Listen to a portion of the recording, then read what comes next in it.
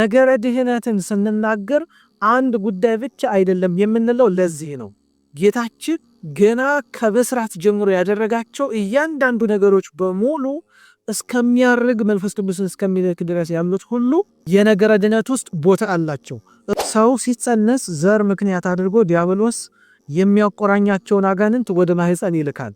በማህፀን ውስጥ ከህፃኑ ጋራ ይቆራኝና እስኪወለድ 9 ወር አብረውት ይቆያሉ። ከ9 ወር በኋላ ሲወለድ አብረውት ይወለዱና ኃጢአት ሲያሰሩት ጣዖት ሲያስመልኩት ይቆያሉ። ልክ የሞቱ ጊዜ ሲደርስ የከረፋ መልኩንና የሚያስጨንቅ ጨለማ ፊቱን አሳይቶ ነፍስን ሲታያት ደንግጣ ትወጣለች። የዚህን ሰዓት ተዋህዷት ይዟት ወደ ገሃነም ወደ ሲኦል ይወርዳል ማለት ነው። እንዲህ አድርጎ ሲያሰቃያት ስጋውን በመቃብር ነፍሱን በሲኦል ሲያሰቃይ ሲወር ጌታችን መጣና ይህን መንገዱን ገለበጠበት።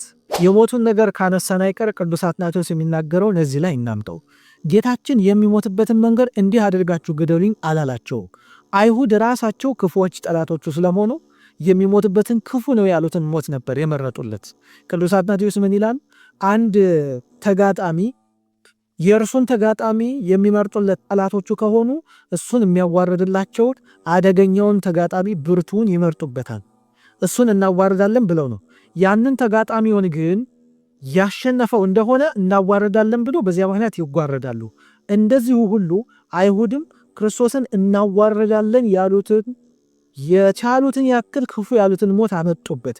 ጌታችን ግን ራሳቸው በመከሩት ምክር አሳፈራቸው።